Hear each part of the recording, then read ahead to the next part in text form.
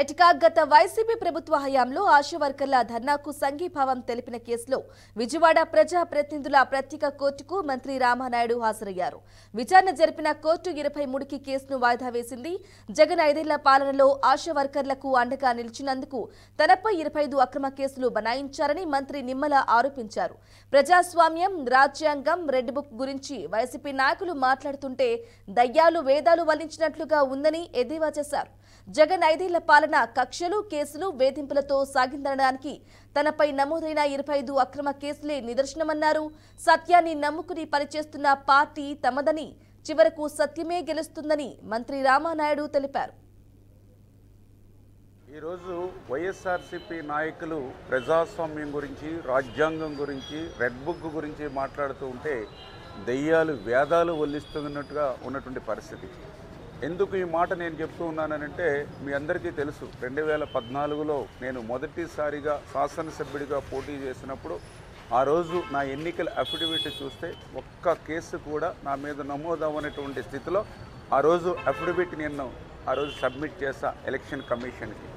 అదేవిధంగా 2019లో రెండవసారి శాసనసభ్యుడిగా పోటీ చేసినప్పుడు కూడా ఏదైతే ఎలక్షన్ కమిషన్కి సబ్మిట్ చేసినటువంటి ఎన్నికల అఫిడవిట్లో కూడా ఒక్క కేసు కూడా నమోదు కానిటువంటి పరిస్థితి ఆ అఫిడవిట్లో ఈరోజు మీరు చూసినా కూడా తెలుస్తుంది. కానీ 2024లో మూడవసారి శాసనసభ్యుడిగా పోటీ చేసినప్పుడు 25 కేసులతోటి వివరాలతోటి ఎన్నికల అఫిడవిట్ సబ్మిట్ చేయవలసి వచ్చింది అని అంటే 19-24 5 సంవత్సరాల గత వైఎస్ఆర్సీపీ పాలనంతా కూడా కక్షలు, కేసులు, వేధింపులతో మొదలైనటువంటి విషయం చాలా క్లియర్గా కనిపిస్తున్నటువంటి పరిస్థితి.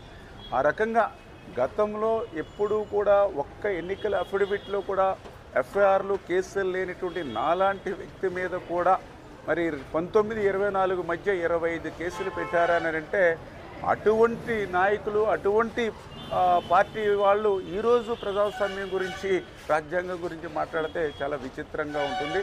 ఖచ్చితంగా సత్యమేవే జయితే నమ్ముకొని పనిచేస్తున్నటువంటి పార్టీ తెలుగుదేశం పార్టీ. ఖచ్చితంగా సత్యమే గెలుస్తుందని చెప్పి మీ ద్వారా అందరికీ తెలియజేస్తాం. ఈరోజు రైట్గా Visakhapatnam Gajuwaka new port police station పరిధిలోని హౌసింగ్ బోర్డు కాలనీలో రాత్రి మద్యం మత్తులో ఘర్షణ చోటు చేసుకుంది. రౌడీ షీటర్ వడ్డాది అనిల్ మద్యం మత్తులో బీర్ బాటిల్తో బహదూర్ తాత అనే యువకుడిపై దాడికి పాల్పడ్డాడు. ఈ దాడిలో తీవ్ర గాయాల పాలైన తాతను స్థానికులు హుటాహుటిన హాస్పిటల్కు తరలించారు. ఇక ఈ ఘటనపై స్పందించిన న్యూ పోర్ట్ పోలీసులు రౌడీ షీటర్ అనిల్తో పాటు అతని అనుచరుడు శ్రీనును అదుపులోకి తీసుకుని విచారణ చేపట్టారు.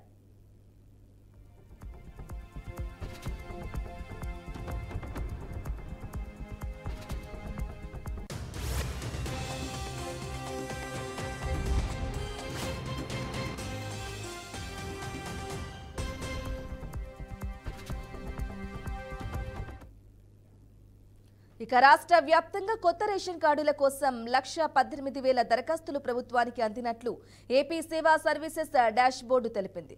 వీటిలో సోమవారం నాటికి రాష్ట్ర ప్రభుత్వం 51,075 దరఖాస్తులకు ఆమోదం తెలిపింది. వివిధ కారణాలతో 12,955 దరఖాస్తులను తిరస్కరించారు. ఇక మిగిలిన దరఖాస్తుల పరిశీలన ప్రక్రియ కొనసాగుతోందని అధికారులు తెలిపారు. ఈకేవైసీతో లింకు చేసి ప్రతి దరఖాస్తును పరిశీలిస్తున్నట్లు చెబుతున్నారు.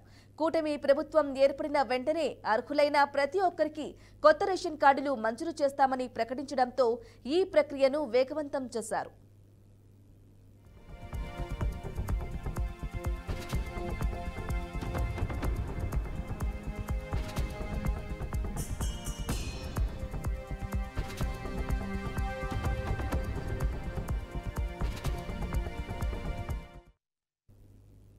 కోసిగి గ్రామానికి చెందిన బి రాజేష్ త్వరలో కన్నడ చిత్ర పరిశ్రమలో దర్శకుడిగా పరిచయం కానున్నారు.